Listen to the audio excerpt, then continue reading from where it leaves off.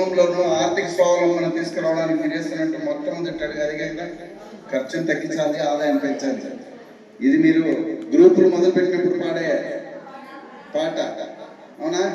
అది నేను మా ఇంట్లో చూస్తున్నప్పుడు గ్రూప్ మీటింగ్ పెడుతున్నప్పుడు వాళ్ళు ఒక రమ్యంగా పాడతారు. అది నాకు జాతీయ గీతం మాదిరి వినపడుతుంది. ఇంట్లో అందరూ గ్రూప్లో కూర్చోంటారు. జీవితాన గెలుపుందని నమ్మకాన్ని పెంచుదాం, స్వర్గమన్నది ఎక్కడున్న నేలపైకి పెంచుదాం. ఆ వర్డ్ కనిపినప్పుడు ఈటీవీ మ్యూజిక్ ఎట్లా వినపడుతుందో అట్లా వినపడితే పరిగెత్తిస్తాను నేను. ఎందుకంటే అందులో ఒక వైబ్రేషన్స్ ఉన్నాయి. ఆర్థికత స్వావలంబన కోసం మీరు తీసుకునే గుండెల నిండా మనస్తత్వంగా తీసుకునేటువంటి ఆ పదాలు ఏవైతే ఉన్నాయో మీరు ఎప్పటికీ పాటిస్తున్నారు. ఇప్పుడు పాటిస్తారు, రేపటి తరానికి అందిస్తారు. అవునా కదా సార్? సో ఆ విధంగా చూసుకుంటే మీరు ఆర్థికంగా ఎదగాలనే క్రమంలో ముఖ్యమంత్రి చంద్రబాబు నాయుడు గారు పర్యావరణానికి హాని కలిగించకూడదు, మనకున్నటువంటి అవకాశాలు ఏదైతే ఉన్నాయో దాన్ని సద్వినియోగం చేసుకోవాలి. పరిశుభ్రత పైన కానీ పరిశుభ్రత పైన కానీ ఆర్థికత పైన కానీ ప్రతి అంశాన్ని ఆయన నిద్రాహారాలు లేకుండా ఆలోచిస్తూ ఉంటాడు అన్నది మీరు ఎవరికైనా తెలుసా?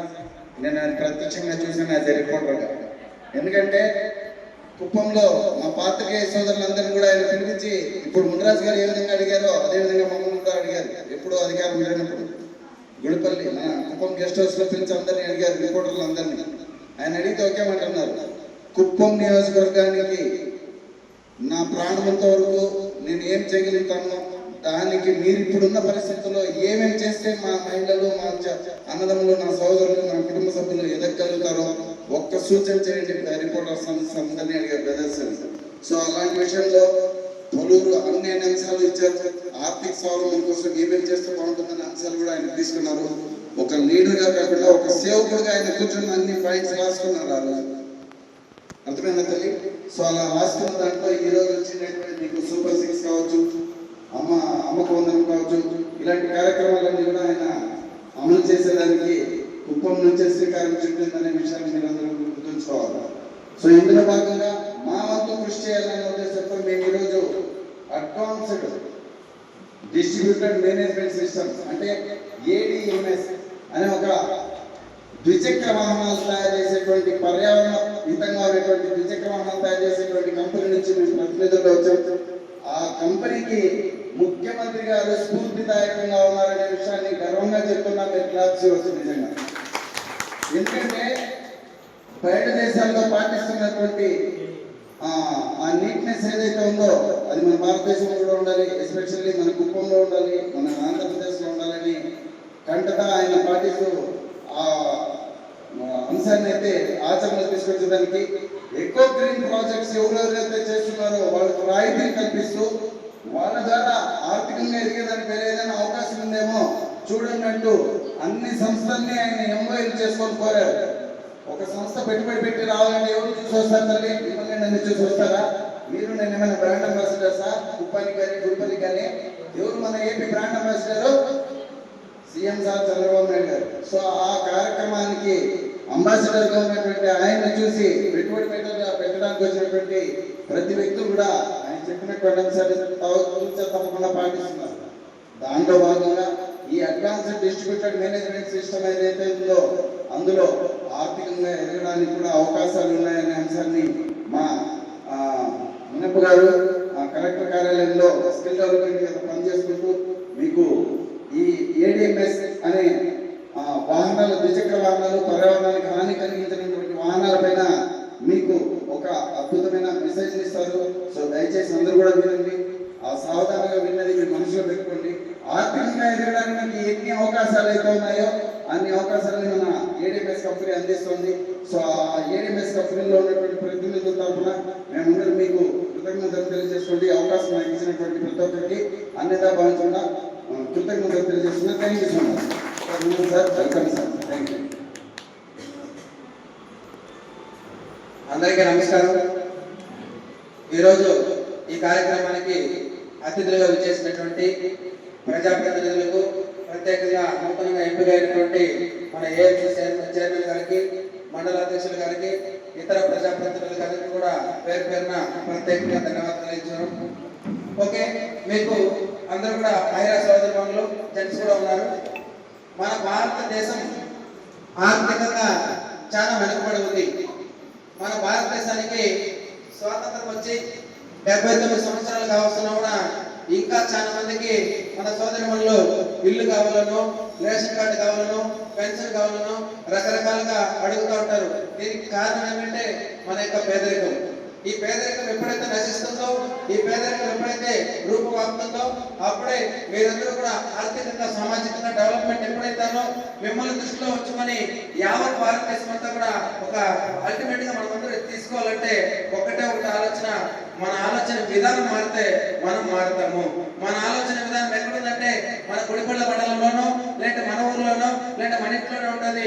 దయచేసి ఒకసారి గొప్ప వ్యక్తులతో మన యొక్క మైండ్ పోల్చుకుంటే మనం ఏ విధంగా డెవలప్మెంట్ అవ్వాలనేది ఒక ఆలోచన ఆలోచిస్తుంది. ఒకటి చాలా మంది మన కళా బిల్డింగ్ లో నన్ను ఎంతమంది సెర్చ్ చేయాలి? ఓ సూపర్, నాకు చూస్తారా? పీడి మేడం దగ్గర మాట్లాడాను కదా. ఓకే, జస్ట్ ఒక అవేర్నెస్ అది పక్కన పెడదాం. మీరు ఆర్థికంగా ఎదగడానికి మన రాష్ట్ర ముఖ్యమంత్రి ఎవరు? చంద్రబాబు నాయుడు సార్ గారు ఒక దూరదృష్టితో అంటే రాబోయే భావితరాల భవిష్యత్తు దృష్టిలో ఉంచుకొని మీకు టెక్నాలజీ బేస్డ్ ఈ యొక్క పాంప్లెట్ లో మీకు కొన్ని విషయాలు పొందుపరిచారు. మీరు ఆన్లైన్ సర్వీస్ కానీ ఆఫ్లైన్ సర్వీస్ కానీ అతి తక్కువ పెట్టుబడితో మీరందరూ కూడా ఆర్థికంగా ఎదగడానికి చాలా అవకాశాలు ఉన్నాయి. వాటిని మీరు సద్వినియోగం చేసుకొని మీ ఊర్లో కానీ మీ ఏరియాలో కానీ మీ మండలంలో కానీ మీరు మంచి గుర్తింపుతో పాటు ఆర్థికంగా ఎదగమని చెప్పేసి ప్రత్యేకంగా మహిళలకి సూచన సలహాలు ఇవ్వడం జరిగింది. నిజమంటారా కాదంటారా? నిజమంటారా కాదంటారా? గట్టిగా మీకోసం ప్రత్యేకంగా ఏర్పాటు చేసినటువంటి ఈ యొక్క డ్వాక్రా సంఘాలు కానీ ఆర్థిక ఎదుగుదలకి ఫైనాన్షియల్ సపోర్టింగ్ కానీ ఇవ్వడానికి ముందొచ్చినటువంటి మన ముఖ్యమంత్రి, మన ఎమ్మెల్యే. నిజమా? మన ముఖ్యమంత్రి మన ఎవరు? స్థానిక శాసనసభ్యులు ఎవరు? మన ఎమ్మెల్యే సారు రాష్ట్రానికి ముఖ్యమంత్రి అవడము ఈరోజు మనమందరం చేస్తున్నటువంటి ఒక గొప్ప శుభపరిణామంగా భావిస్తూ సార్ గారికి ఒకసారి గట్టిగా ధన్యవాదాలు తెలియజేస్తాం. ఓకే, మీరందరూ కూడా పేదవాళ్ళు. నిజమంటారా కాదంటారా?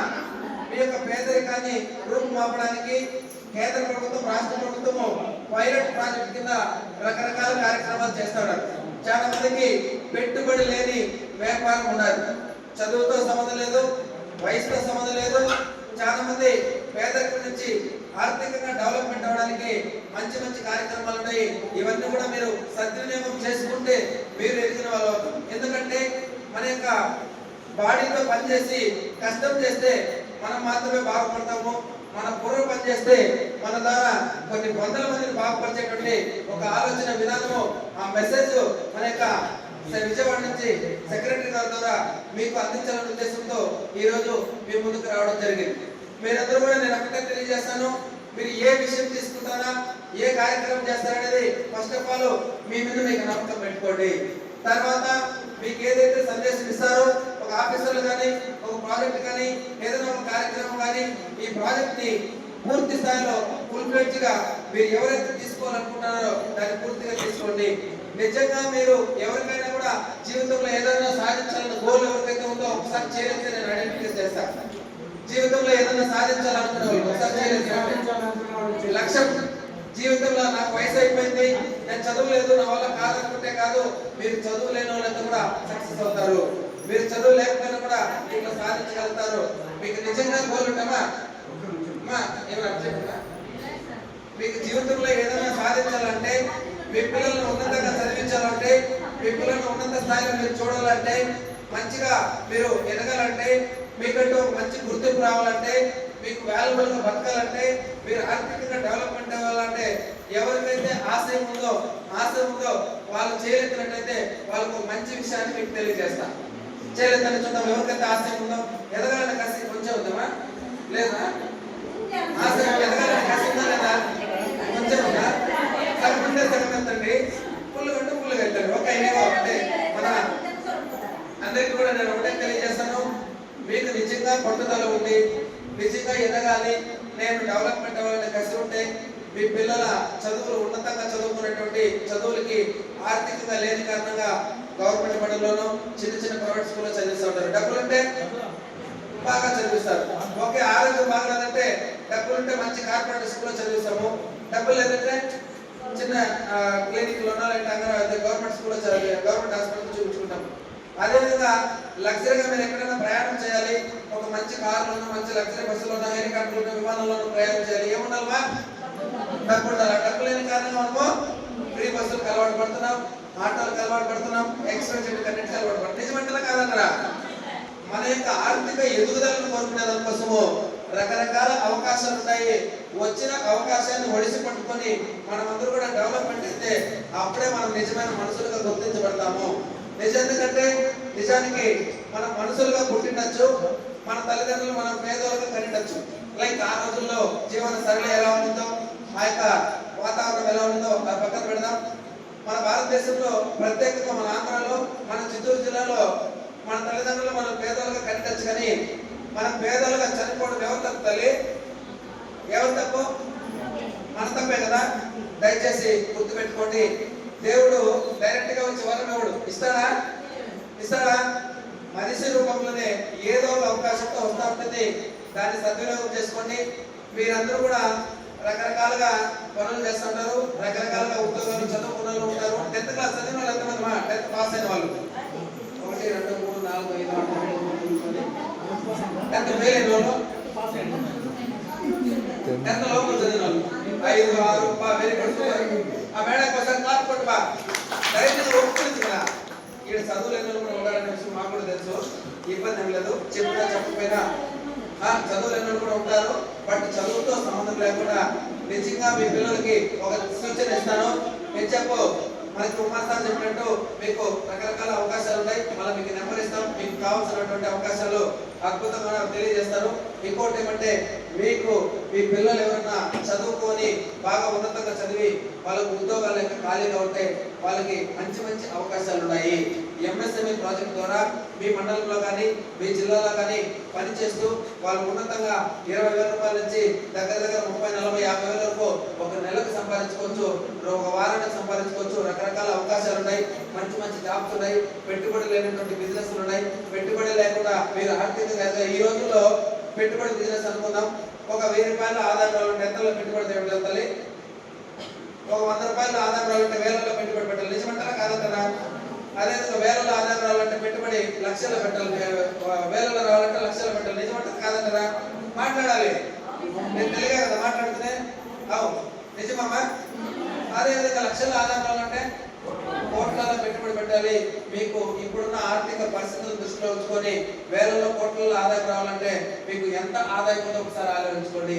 నిజంగా మీరు ఎవరైతే ఆర్థికంగా ఎదగాలన్నారో వీళ్ళందరికీ కూడా ప్రత్యేకంగా ప్రభుత్వం నుంచి ఏ విధమైనటువంటి రాయితీ ఉంది, ఏ విధమైనటువంటి బిజినెస్లు ఉన్నాయి, ఏ విధమైనటువంటి పెట్టుబడి లేని వ్యాపారాలు ఉన్నాయి, ఏ విధమైనటువంటి సలహాలు సూచనలు అనేది పూర్తిగా మీకు తెలియజేయడానికి ఈరోజు ప్రత్యేకంగా నేను చిత్తూరు నుంచి మీకు రావడం జరిగింది.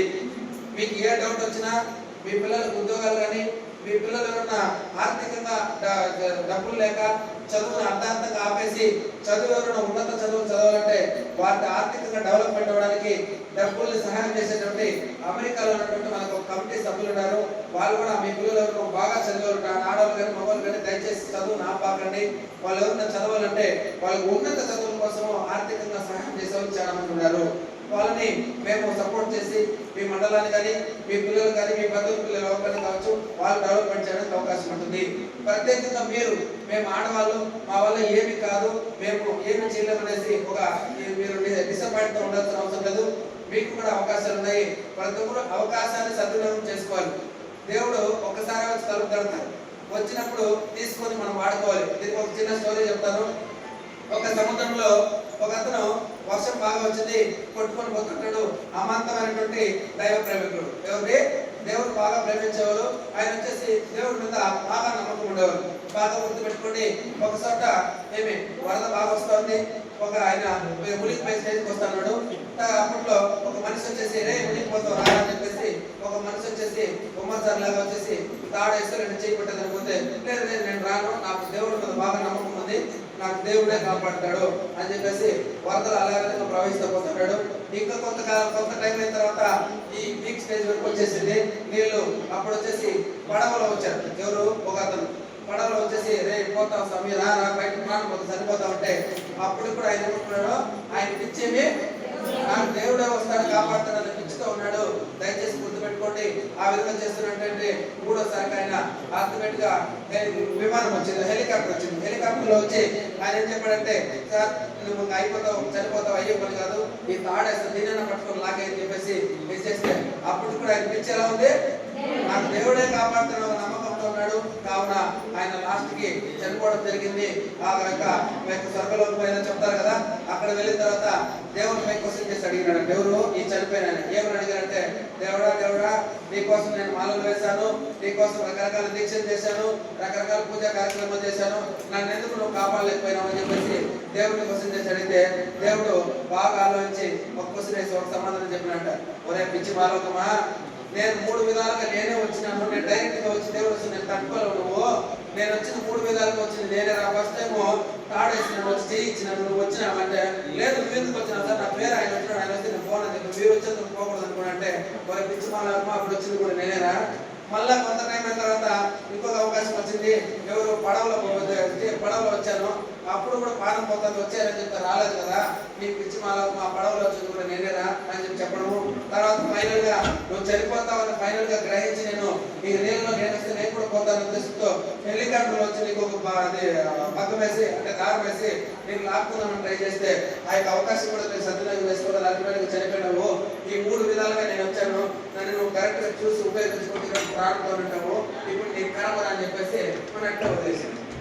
ఇప్పుడు తప్పు ఉంది, ఉపయోగించుకున్న వద్దా, అవకాశం ఇచ్చే వద్దా? Very good very good. Ratnam కోసం గట్టిగా క్లాప్ కొట్టండి. అదేవిధంగా మీకు కానీ వేరే ఎవరికైనా కానీ ఒక మంచి అవకాశాలు వస్తూ ఉంటాయి. మీరు ఫ్రీగా ఉన్నప్పుడు మీకు ఎప్పుడు అంటే కుటుంబంలో కానీ మనకు ఆఫీస్ ఉంది, అక్కడ మీకు మంచి అవేర్నెస్ చెప్తారు, మంచి మంచి అవకాశాలు. ఈ రోజుల్లో ఒక 20-30 వేల రూపాయలు పెట్టుబడితో లక్షలు సంపాదించే అవకాశం ఉంది. ఎంతంటే 20-30 వేలు పెట్టుబడితో నెలకి 1-2 లక్షలు సంపాదించే అవకాశాలు ఉన్నాయి. తర్వాత పెట్టుబడి లేకుండా సంపాదించేటువంటి అవకాశాలు ఉన్నాయి. వీటి గురించి అంతా పూర్తిగా తెలుసుకునే ప్రయత్నం చేస్తాం. ఇక్కడ కాదు, మీకు ఫ్రీగా ఉన్నప్పుడు మనకు కుటుంబం వస్తూ ఉంటారు కదా, మీరు వచ్చినప్పుడు అక్కడ మనకి సార్లు ఉన్నారు, మనకి కమిటీ సభ్యులు ఉన్నారు. మీకు గవర్నమెంట్ నుంచి ఏ సహాయం కావాలా, ఏ సహకారం కావాలో మేము అందిస్తాం. అందరూ కూడా మీకు ఏ ఇన్ఫర్మేషన్ కావాలో నోట్ చేసుకోండి. నా నంబర్ చెప్పిన మొన్న రాసుకున్నారు, ఎవరన్నా ఒకరేమో కాల్ చేస్తారు. ఎవరు చేశారు చెప్పండి, ఎవరున్నా ఒకరు చేశారు అంతే. అవును, ఎవరు మా చేసింది ఒకరు చెప్పండి, ఎవరు చేశారు? దయచేసి అదే సార్ చెప్పినట్టు ఏమంటే అవకాశం అనేది అదృష్టం ఒకసారి కలుగుతారు. ఓకేనా? నెంబర్